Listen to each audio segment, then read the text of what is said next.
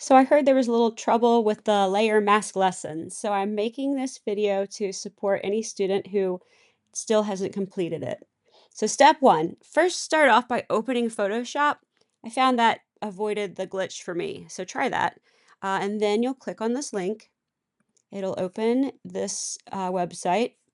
And if you click on begin tutorial in Photoshop, it should open it with the photos that you need to edit for you.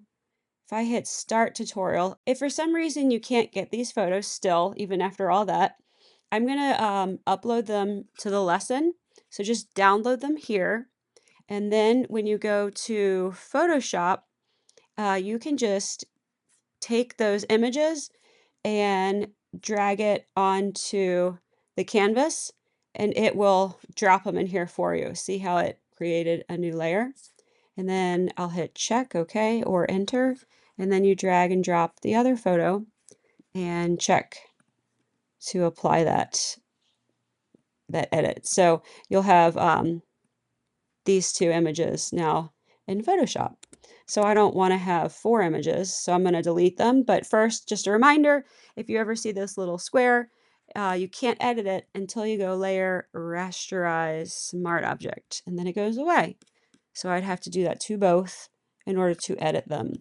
All right, so let's move on with the tutorial so you can get this project done.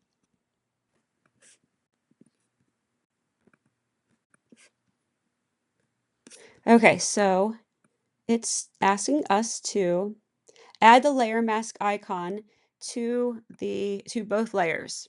So that looks like this little button right here that looks like a Japanese flag with a hole in the center. So I'm going to click that for both images. Now I tell students this little white box right here is similar to putting a mask on your face. So that way when I edit the mask, my face is left untouched. So the mask is the only place where invisible paint works. So black acts as invisible paint and white will bring the image back. So it erases the invisible paint. So what does it want us to do next? So next it says, notice there's a new white layer box thumbnail on top of the helmet layer.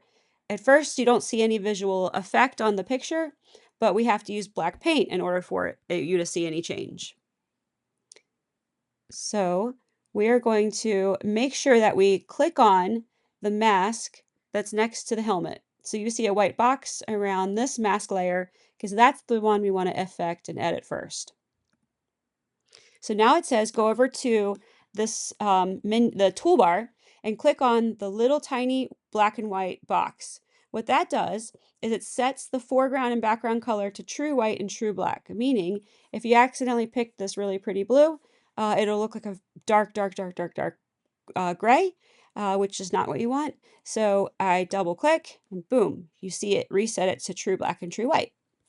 Next step is clicking this little arrow.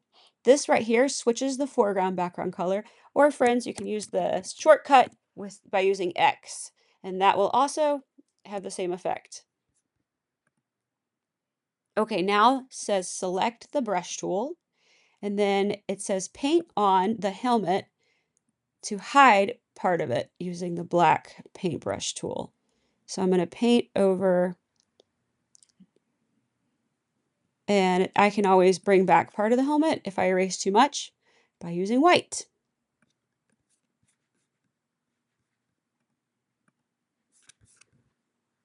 If next isn't showing up, what I did was I clicked off the brush and back on the brush, and that works. Okay, so it says remove the pink visor and a bit of the helmet above, below, and to the right of the visor. And don't worry if you if you paint over more of the helmet than you'd like, because I could always fix it. All right, so I'm supposed to paint above the helmet and below the helmet. So I think I'm going to pick a bigger brush for this.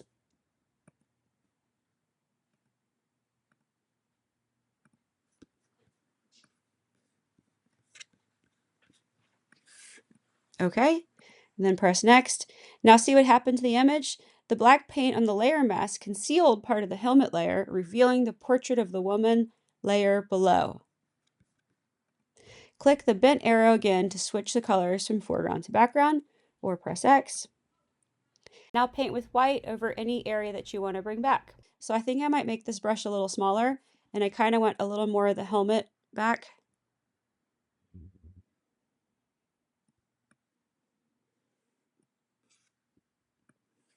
That feels like too much. So maybe I'll go smaller, whoops, and hit X and erase maybe just the pink.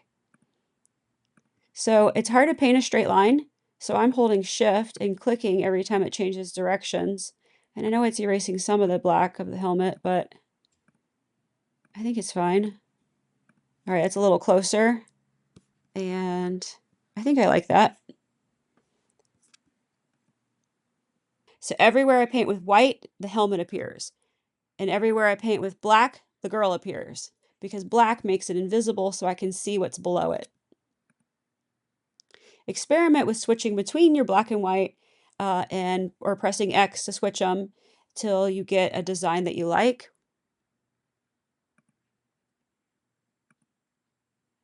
And then click on the foreground color to open the color picker.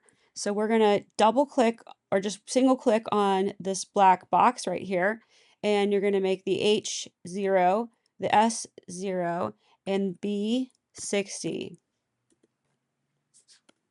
And then press OK, and now we have this light gray. We're going to use this light gray to paint the layer mask to the left to reveal the stars and the moon, and to the right.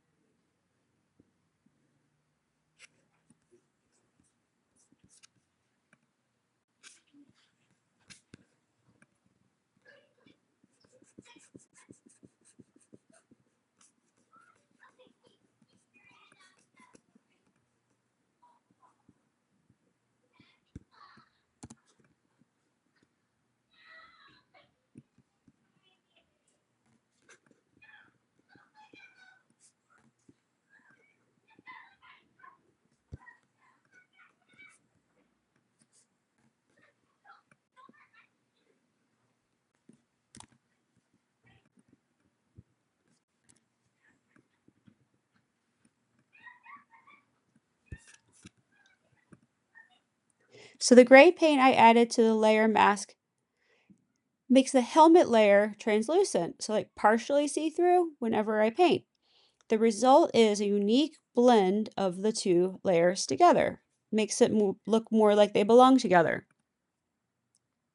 A benefit of using masking is that it doesn't permanently change an image.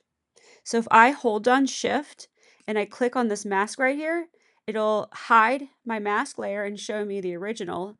And then I can keep clicking back and forth to see what my edits look like.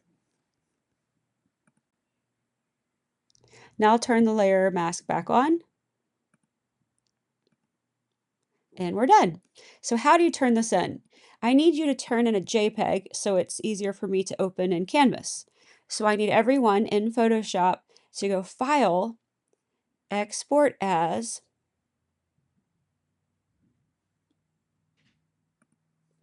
please choose JPEG highest quality and hit export. Title it your first and last name and title of the assignment. Layer mask, press export, and please turn that in. Thanks, I hope this assignment helped.